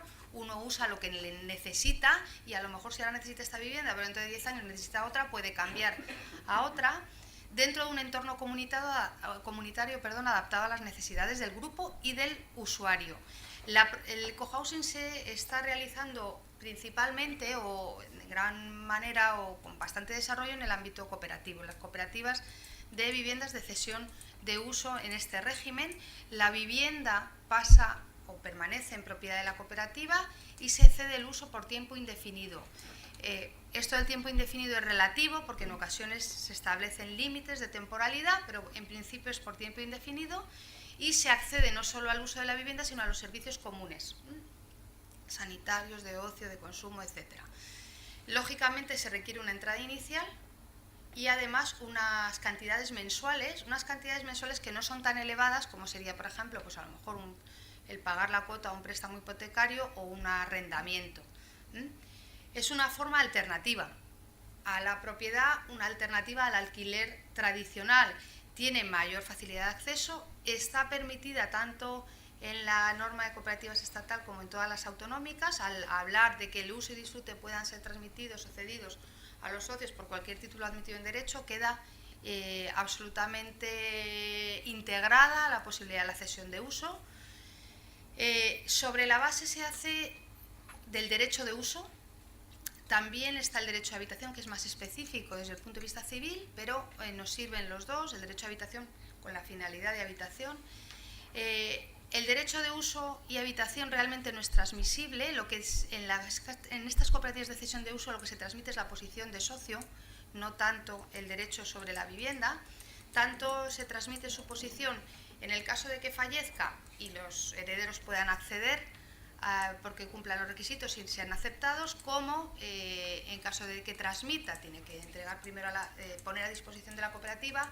Si no hay otro socio esperando, entonces podrá transmitir a un tercero en ese caso, y si abandona también tiene que sujetarse a las reglas de baja de las normas cooperativas. Se le devuelve, pero tiene que su posición jurídica tiene que ser sustituida por otra persona que ingresa en su lugar, salvo que la cooperativa de cesión de uso cuente con un fondo de reserva suficiente, pero normalmente necesita esperar un tiempo.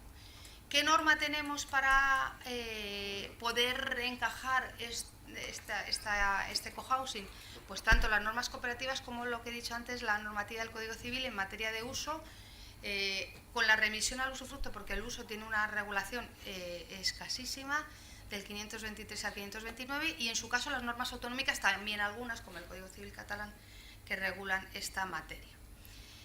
Bueno, también he traído ejemplos de por qué el cohousing se promueve, pues porque aporta mayor utilidad, aporta el poder ganar espacios, ganar servicios, ganar un ambiente de convivencia. Es la finalidad del cohousing, es esa.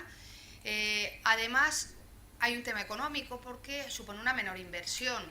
Digamos que todo es relativo, como ahora veremos, tiene inconvenientes y ventajas, pero realmente sí que con relación a la compra de una vivienda, a la adquisición en propiedad, la inversión es menor y es más adaptada, ya digo, a las necesidades. Sí, no es lo mismo una pareja que acaba de iniciar su vida en común que una persona que está sola, una familia que tiene hijos o alguien que ya es mayor y tiene otras necesidades diferentes. Y esa diversidad, el cohousing permite adaptarse a ella, ¿eh? No es tan rígida como la propiedad, que evidentemente si la casa se me ha quedado grande y me tengo que ir a otra, pues la tengo que vender con todo el coste que supone y además tengo que encontrar quien la compre, no solo el coste correspondiente. Inconvenientes, porque lógicamente pasamos otra vez de la visión estática a la visión dinámica. ¿Qué inconvenientes y qué ventajas tiene? Para ver cómo podemos ayudar a que este desarrollo avance. Bueno, pues la accesión está sujeta, en el momento en que el cohousing se realiza bajo el amparo de la norma cooperativa, está sujeta a las normas tanto de acceso, condición de socio, la baja, el reembolso, etc. Esto es una ventaja, pero también tiene inconvenientes. Con relación a la condición de socio, además, sujeto a los derechos, deberes, el régimen disciplinario, etc.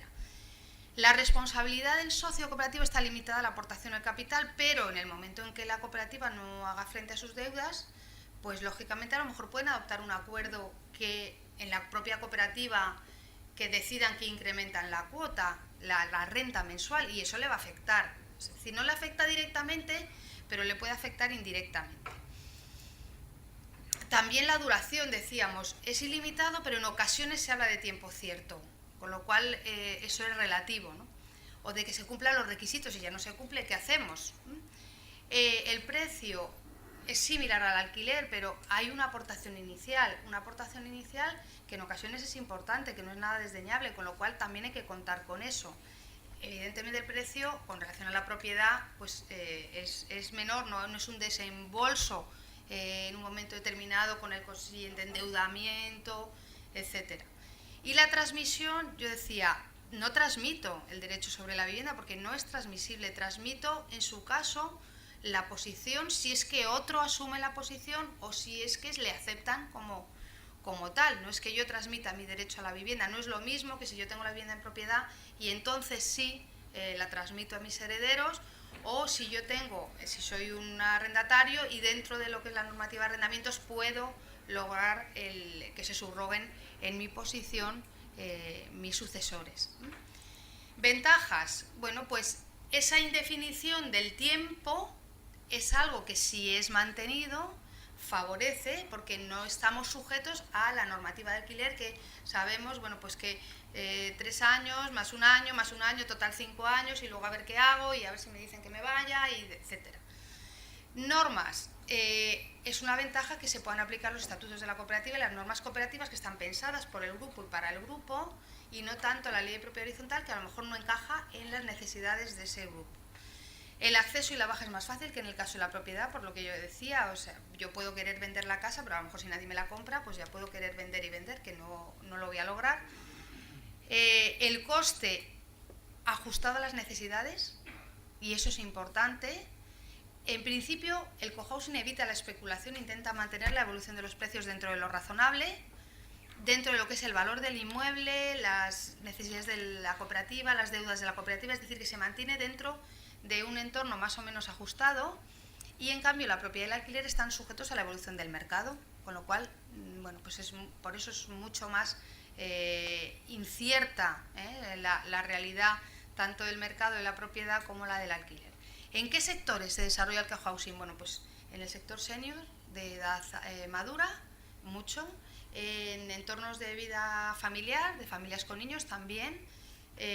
Hay iniciativas o pretensiones de iniciativas, y de personas dependientes o con problemas de salud también se invita a que este pueda ser un sector susceptible de desarrollo por el cohousing.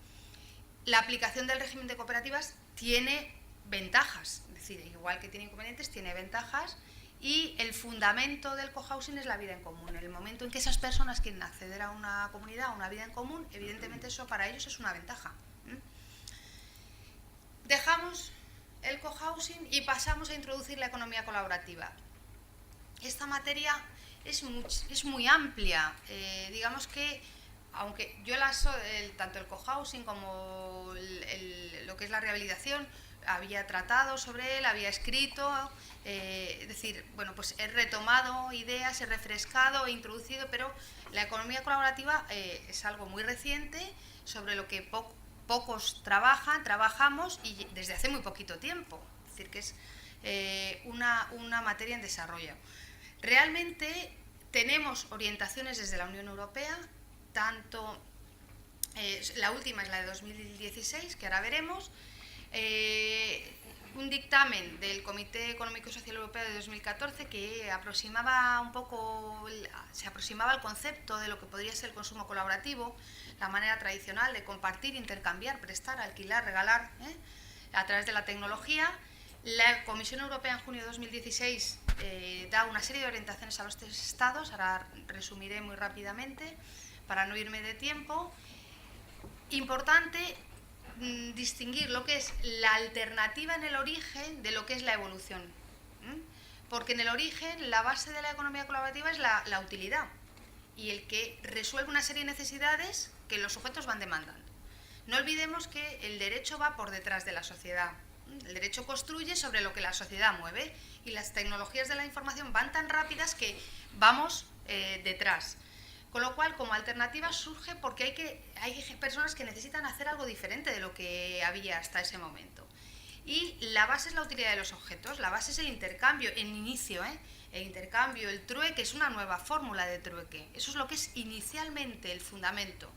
¿Qué es lo que ocurre? Que la evolución ha llevado a un sistema de plataformas online radicadas en no sé dónde, dedicadas a la intermediación y al intercambio, además con una responsabilidad, entre comillas, incierta, y nos coloca en una situación paralela que se trata de evitar. Es decir, pretendíamos evitar y resolver unas necesidades y al final a ver si vamos a acabar en el mismo sitio, pero por otra vía. Y además surgen problemas nuevos que no se habían contemplado al inicio, tanto en el inicio, en el origen, como en la nueva difusión a través de las plataformas, cada vez mayor. Evidentemente hay que proteger los intereses públicos, no solo interés público hablamos, porque cuando hablamos de interés público parece que es interés público algo etéreo, no, interés público somos todos. Entonces es interés de los que alquilan, interés de los que tienen la vivienda, interés de los que también están prestando un servicio, ya digo, por ejemplo, de hostelería o de cualquier otro tipo que pueda incidir en este tema, ¿no? Yo me enfoco más al tema de viviendas, que es de lo que voy a hablar a continuación. Entonces, la pregunta es, ¿dónde queremos llegar con relación a la economía colaborativa? ¿Son las parcelas a las que el mercado no logra acceder o vamos a llegar al mismo sitio? Y además, desde la visión que yo decía antes, humanamente sostenible, no pensemos solo en una economía colaborativa, no podemos pensar ni en que es el cuento maravilloso de que todo es perfecto, ni tampoco que el sistema de plataformas es absolutamente deplorable y hay que prohibirlo y hay que acabar con ello. Es decir, que hay que llegar a un entendimiento. Regulación específica, ad hoc, bueno, pues habrá que ver. La Unión Europea dice ni prohibir ni hiperregular.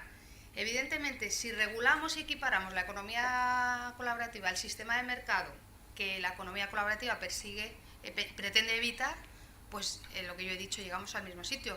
Ahí la importancia de estas jornadas, porque la regulación fiscal puede incentivar o estancar el desarrollo de la economía colaborativa. ¿Qué tipos tenemos? En general, todavía no hablamos de viviendas, aunque hemos presentado una pincelada, ¿no? Con relación a la vivienda, pero en general tenemos sistemas basados en el producto, sistemas basados en la redistribución o en el estilo de vida colaborativo. En el producto, lo que es el caso de la vivienda, el arrendamiento, ¿no? Una contraprestación por el uso de un inmueble, la redistribución, cuando estamos hablando de reasignar la propiedad de un bien, que de nuevo, estilo de vida colaborativo, servicios de tiempo, de habilidades o de conocimientos que se ponen en común, se intercambian. El Comité Económico y Social Europeo, en esas comunicaciones que yo anunciaba antes, también ha intentado organizarlo en función de la actividad que hace, en función de los sujetos implicados. No es lo mismo que sea de consumidor a consumidor directamente, de consumidor a consumidor a través de un negocio, de una plataforma, de la plataforma al consumidor o de plataforma a plataforma. Es que no es lo mismo la relación. Es decir, en ese sentido también distingue. O en función del ámbito. del ámbito objetivo, pues que sea trabajo, que sea comunicaciones, que sea vivienda, que sea educación, que sea cultura, incide en muchos ámbitos. Dictamen, el primero, el de 2014, el dictamen del Comité Económico Social lo que hizo fue instar a la Comisión a que trabajara en varias fases, intentando organizar los derechos y deberes, estudios, bases de datos, intercambio de experiencias para bueno, pues aunar y ver cómo enfocar la economía colaborativa. Y ya he dicho que introduce una aproximación conceptual a lo que es el consumo colaborativo. Proponía muchísimas estrategias de acción, definición, información al consumidor, promoción del consumo, quizá con una visión que no estaba tanto en lo que es a día de hoy de 2017, es decir, era una visión de 2014 con miras a lo que venía, pero no lo tenía en cuenta porque estaba en otro momento, no lo tenía tanto en cuenta. Además, reivindicaba el marco legal y fiscal adecuado y aludía al cooperativismo como una fórmula, como un aliado, porque promueve los mismos valores. Eso es cierto, pero no puede llevarnos a pensar que el crecimiento puede ser en cualquier dirección y de cualquier forma. Aquí tengo que disculparme porque hay una errata, no es 2014, es 2016. La comunicación de la Comisión Europea es en junio de 2016, con la finalidad, es decir, ya estamos más cerca de nuestros días, la finalidad de fomentar un entorno normativo, y lo que se hace son sentar varias cuestiones para decir, bueno, voy a indicarles varias cuestiones para que ustedes se manejen y miren a ver cómo pueden avanzar, pero yo les coloco un marco para evitar esa incertidumbre y esa fragmentación para que puedan luego avanzar en la línea. ¿Qué cuestiones son? Las prohibiciones y autorizaciones, evitar las prohibiciones absolutas, permitir la economía colaborativa, pero diciendo, bueno, habrá que limitar. O sea, no prohibimos absolutamente, lo permitimos, pero tampoco lo permitimos sin freno. Trata también el tema de las plataformas, la diferencia entre lo que es la intermediación de lo que es los supuestos en los que se proporciona un servicio. No es lo mismo una plataforma que hace intermediario que una que aporta el servicio, aporta los criterios para distinguir unos de otros y los diferentes tipos de responsabilidad. No responde lo mismo el que presta el servicio que el que hace de intermediario. También sigue siendo 2014, pero es 2016. Un sistema de protección de usuarios, de consumidores, en el caso en que la plataforma sea comerciante o si los prestadores de servicios actúan dentro de la actividad económica, no cuando es un consumidor. Ese es el problema, cuando es de consumidor a consumidor es más problemático. También nos habla de quién es el proveedor del servicio, quién es el profesional o el que presta el servicio ocasionalmente, bueno, tratamiento de datos, otras cuestiones sobre el régimen fiscal aplicable. En materia de alojamiento se cita la posibilidad de facilitar el pago de las tasas turísticas en nombre de los prestadores de servicios. Es uno de los grandes temas. Las tasas turísticas, quién las paga, no las pagan, y quién las recoge, ¿no? Y instrumentos de seguimiento, encuestas, seguimiento de normativa, diálogo, etcétera. ¿Qué supuestos tenemos? Porque al hablar de viviendas colaborativas podemos hablar de tantas cosas, podemos hablar de cesión de uso y de servicios, estaríamos en el ámbito del cohousing también. Podremos hablar de iniciativas que afectan a viviendas y a otros espacios, incluso espacios públicos, jardines, recuperación de azoteas, etc. También hay plataformas que ofrecen iniciativas, herramientas, prácticas para la recuperación del patrimonio inmobiliario no utilizado. También hay alojamientos gratuitos, la red de acogida de alojamientos que te permite que uno se aloje en casa de alguien por un periodo corto mientras se viaja, y además te hacen de anfitrión, no solo te dejan que puedas alojarte, sino también lo que es el intercambio de vivencias culturales. Hay intercambio de vivienda y trabajo, también puedes viajar y además aportar trabajo como intercambio por digamos, como pago del alojamiento y de la comida. Hay intercambios de viviendas, tanto de forma síncrona, el propietario viene a tu casa y tú vas a su casa a la vez, como asíncrona, cada uno va en un momento distinto. Alojamiento en casas particulares de corta duración, tanto casas completas como habitaciones, ese es el gran tema, que afecta al sector turístico esencialmente. Plataformas de recogidas de fondos en masa, a través de plataformas de recogida de fondos en masa para inversiones de rehabilitación, de alquiler, de venta de viviendas, etc. El número de turistas extranjeros de 2001 a 2014, vemos aquí un gráfico en viviendas alquiladas ha aumentado bastante. Es decir, que es importante tener en cuenta la vivienda colaborativa. Ahora me voy a centrar en esa parte de lo que es la vivienda colaborativa, el alquiler de viviendas para estancias cortas. Alquiler, por llamarle, o el uso, perdón, jurídicamente preciso sería el uso de viviendas o de habitaciones para estancias cortas.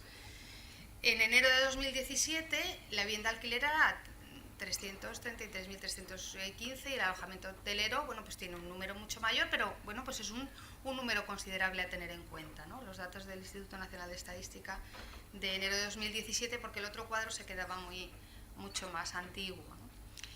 ¿Qué ventajas? Dejemos a un lado el aspecto estático de, bueno, en qué nos podemos basar, el Comité Social Europeo, lo que nos dice la Comisión, cómo nos vamos situando, para ver desde una visión dinámica qué ventajas tiene. Evidentemente incide sobre el derecho a la vivienda, porque va a incrementar el número de usuarios. Si yo puedo subir, bajar, entrar, salir, prestar, alojarme, incrementa el número de usuarios. Da preferencia al uso sobre la propiedad.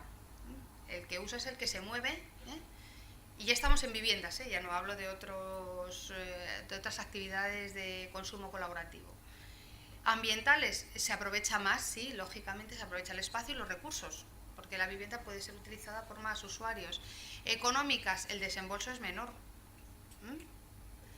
Y sociales, se supone que hay una mejor conciliación, que incluso hay colectivos que pueden, bueno, verse favorecidos, se promueve un modelo de convivencia. ¿Realmente la sociedad demanda nuevos modelos?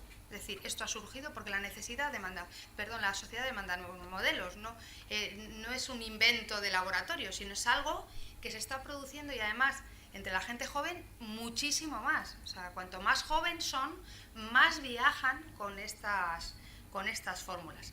Además, la diversidad de supuestos vemos que es amplísima, es muy enriquecedora, es decir, se les van ocurriendo ahora casa por casa, ahora habitación por trabajo, habitación a cambio de vivencias, etc. ¿Y qué inconvenientes tiene? Porque lógicamente tiene inconvenientes. Tiene un impacto sobre el derecho a la vivienda evidente. Tiene problemas de denominación. ¿Qué hacemos? ¿Qué es? ¿Cómo lo llamamos? ¿Hacemos una categoría general o varias? ¿Entran todas en la misma? Problemas de regulación. Las normas vigentes no estaban pensando en esto. Ni la Ley de Arrendamientos Urbanos, ni por supuesto el Código Civil. Las normas turísticas sectoriales de las comunidades autónomas están empezando ahí a regular rápidamente, pero digamos que la realidad va más rápido de lo que nosotros intentamos resolverla. En origen, además, es un problema. Era entre consumidores de forma ocasional, en la actualidad es un negocio lucrativo, la proliferación de plataformas online que solo se dedican a esto. Y con una inversión pequeña, valiéndose de los medios electrónicos, pues tiene una difusión amplísima. La diversidad es muy amplia, pero el sector turístico se ve especialmente afectado. Por eso yo la diapositiva inicial decía, 2017 es el año internacional del turismo. No olvidemos, ¿no? Porque el contenido de lo que se va a hablar aquí en la mesa incide directamente sobre un sector que en nuestro país es fundamental, como es el turismo. Además, eso afecta a los oferentes tradicionales. Los oferentes tradicionales tienen gran inquietud. A ver qué pasa con esto. Problemas sobre lo que es la estructura urbanística y social de las ciudades, porque las ciudades se organizan disponiendo, bueno, pues lo que es a vivienda, sectores, tal, de esto para equipamientos. Si ahora mismo en cualquier sitio puede haber de todo, bueno, pues hay un problema de estructura. Y los sujetos que conviven con la nueva situación, no es lo mismo tener un vecino al que tú ves todos los días, que es la familia de fulanito, que te saludas en el ascensor y si necesitas arroz le pides, por decir algo, y ya les conoces, que tener una casa en el mismo rellano de la escalera donde están continuamente entrando y saliendo cada 3 días personas distintas, ¿no?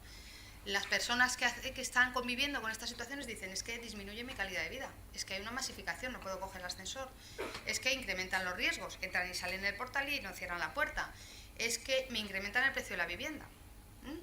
Y además, el gasto medio por turista está demostrado que ha disminuido, con lo cual, a nivel, la vivienda sale más económica para el que va allí, pero el coste a nivel de la ciudad pues es menor. Lo que la ciudad logra. Problemas, inconvenientes. La ausencia de licencias administrativas es un incremento de riesgos. ¿El riesgo de los usuarios queda cubierto con la publicidad online o no? ¿O necesitamos algo más? ¿Podemos tener toda la información de las viviendas, toda la necesaria? Porque si luego vemos otras normas estatales, europeas, en materia de lo que es consumo, de aprovechamiento oportuno de bienes inmuebles, me estaba acordando, es tan exhaustivo el número de requisitos que se exige, la información, el desistimiento sujeto a plazos, que si aquí todo da igual, por ahora no sabemos, lo aplicamos, no lo aplicamos, tenemos que estudiarlo, lo aplicamos cuándo y cómo. También el tema de las tasas, ¿qué hacemos? ¿Qué ocurriría si las hubiera? ¿Las ponemos, no las ponemos? En todo caso, a todos los supuestos, a cuáles sí, a cuáles no. Hay ventajas e inconvenientes, pero es que es un modelo que está ahí, con lo cual ventajas habrá que aprovecharlas, inconvenientes habrá que solventarlos. Cuestiones jurídicas, y ya acabo con esto para que no me den el aviso, y no por ello menos importantes, solo unos minutitos, un poquito. Primero, ¿qué normativa aplicamos?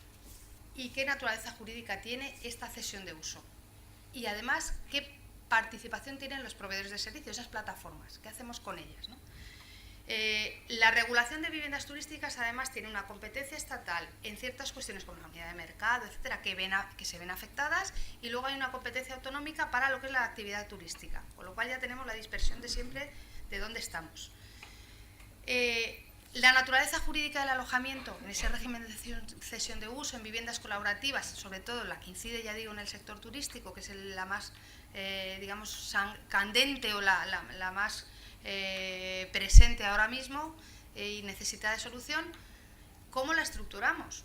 Porque podemos decir, en sede de derecho de obligaciones, y ya me voy al ámbito completamente civil, en el marco del arrendamiento, en sede de derechos reales, como un derecho de uso o un derecho a habitación. Eso permite que pueda ser parcial, total, el inmueble, bueno, tiene alguna ventaja. Son figuras consolidadas, etcétera, pero es que son normas pensadas para otros supuestos. Incluso la ley de arrendamientos, que es más reciente, está pensando en otro supuesto, está pensando en arrendamiento de viviendas permanente durante un tiempo, pero permanente, no ocasional de una semana o 15 días o 3. ¿Qué hacemos? Lo regulamos como una situación atípica, lo que se llama contrato atípico, una realidad social nueva. Eso tiene ventajas, tiene inconvenientes, porque todo lo que decimos que es atípico al final es estudiarlo para ver si esto encaja, esto no encaja, genera una complejidad que a lo mejor no es interesante, ¿no? Esa es la idea de la Unión Europea, decir, no valemos con lo que tenemos. Bueno, sí, pero si nos tenemos que quebrar la cabeza para ver cómo lo hacemos, a lo mejor necesitamos algo nuevo. ¿Y qué hacemos con las plataformas online?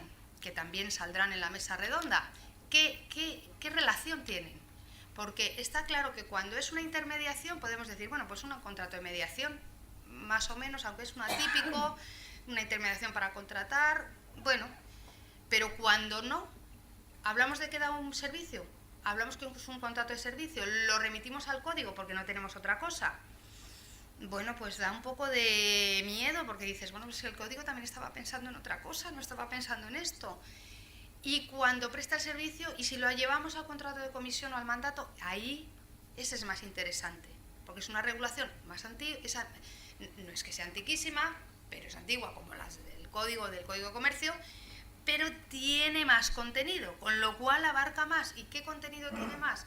Pues tiene contenido con relación a sujetos, con relación a obligaciones y con relación a responsabilidad, que es aquí de lo que se trata. No es tanto decir que cómo lo llamamos, sino qué consecuencias jurídicas tiene. Entonces, obligaciones de cumplimiento, límites, rendición de cuentas, derecho de retención. ¿Qué efectos tiene? ¿Qué pasa si hay una extralimitación? ¿Qué pasa si no se ratifica? porque todo esto es online, pero no deja de ser una estructura online que puede, digamos que hay que intentar jurídicamente sacarla de lo que es el medio online y estudiarla con lo que es el esquema que nosotros tenemos, ¿no? También, y estoy acabando ya, el arrendamiento. ¿Es útil? Pues miren ustedes, el arrendamiento solo encaja en el arrendamiento por temporada del artículo 2 de la LAU, pero no encaja, o sea, es arrendamiento para uso que no encaja ahí, que además la regulación es libertad de pacto o remisión al código. El arrendamiento privado sujeto a normativa específica turística, del alojamiento de viviendas turísticas, bueno, pues sí, nos remitimos a todas las normas autonómicas que van saliendo, pero lo que diga cada uno. ¿Y qué hacemos con las habitaciones que no son viviendas completas?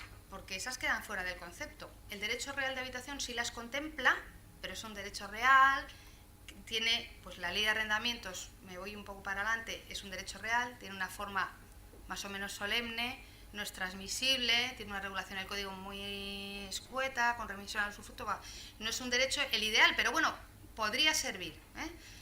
Y arrendamientos, la ley de arrendamientos sí, estamos hablando de arrendamientos para uso distinto de vivienda, temporada, arrendamientos excluidos, pero ya digo, ni cumplen la regla de permanencia, ni cumplen la regla de lo que pasa con las habitaciones separadas, si es que es en habitaciones. El código, arrendamiento de fincas urbanas del 1546 siguientes, bueno, por lo que hay ahí, pero es antiguo. Normativa autonómica, si se ponen a buscar ustedes, bueno, se volverán locos casi como me he vuelto yo, porque he intentado hacer un cuadro, pero es que era tal la profusión que no he abarcado, he hecho el mínimo. Se regula vivienda completa, no tanto las estancias. Yo he encontrado todas estas, pero luego en matices hay el decreto no sé cuál, la orden no sé cuál.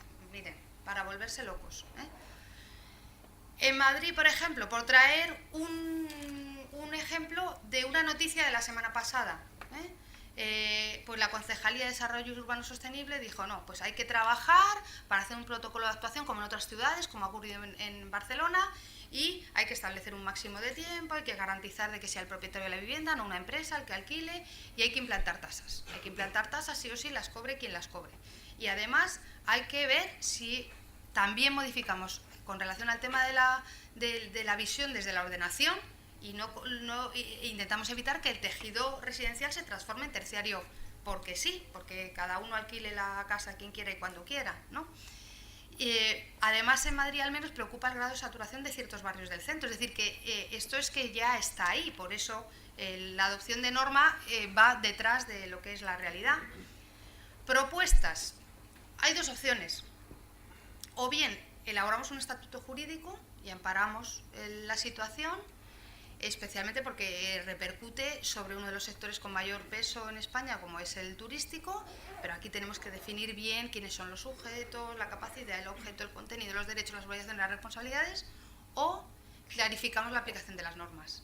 Y entonces aquí tenemos que entrar en estudios. Si no elaboramos el estatuto, lo que hacemos es ver las normas tributarias, normas de seguridad, normas laborales, normas de protección al consumidor, normas de urbanismo, de turismo, de vivienda, propiedad horizontal. Esa es otra opción, dispersa, a largo plazo, pero de desarrollo, ¿no? A mí me ha interesado muchísimo, cuando he visto el texto refundido de la Ley de Consumidores y Usuarios, el intentar ver cómo se aplicaba, ¿no? Pero es que no se aplica en todos los casos. Pero ver los derechos, la forma, los sujetos, pueden ser, ¿no? El objeto, las normas laborales, ¿no? Bueno, pues esta es un poco mi visión. He intentado ofrecerles una aproximación a los, como a mí, así me habían pedido cuando me invitaron a realizar esta ponencia, a los contenidos de las 3 mesas de redondas que se van a tratar en la jornada, desde una visión necesaria en nuestro proyecto de investigación, como es el desarrollo sostenible en materia de vivienda. Muchas gracias.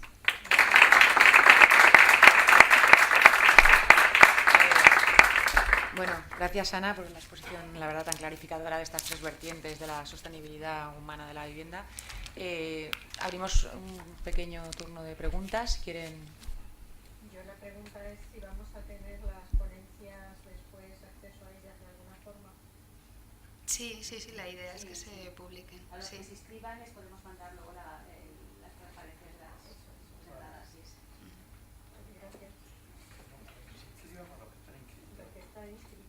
Hombre, el que no esté inscrito ya que se inscriba ahora, porque si no, no tenemos constancia de que son, no podemos, llegamos lejos pero no adivinamos con eso. Mujer, que los que estamos inscritos no hace falta. No, claro.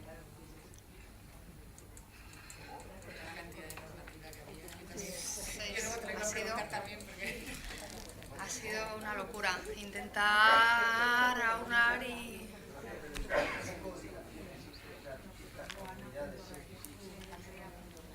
¿En qué materia de todas? La materia que hemos estado hablando, bueno, yo vengo muy interesado por el tema de copago, especialmente. Pero vamos, la vivienda colaborativa me parece también un tema muy interesante. Sí. La coordinación, es que no hay coordinación. ¿Hay coordinación en alguna cuestión? Mi pregunta es esa. Pues en la vivienda es una más. Sería ideal. Claro, el tema es que no hay una norma estatal que digamos, ofrezca un marco general, y entonces en el momento en que una empieza a regular, una comunidad autónoma, otra, yo también, porque esto es el efecto así, es un efecto como rebote de yo no voy a ser menos si también tengo la mía, y al final se pierde la perspectiva general, se pierde.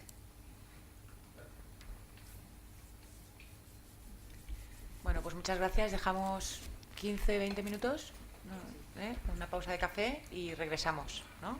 Son las... De todas maneras, ¿Pongo una hora? yo creo que bueno, en la mesa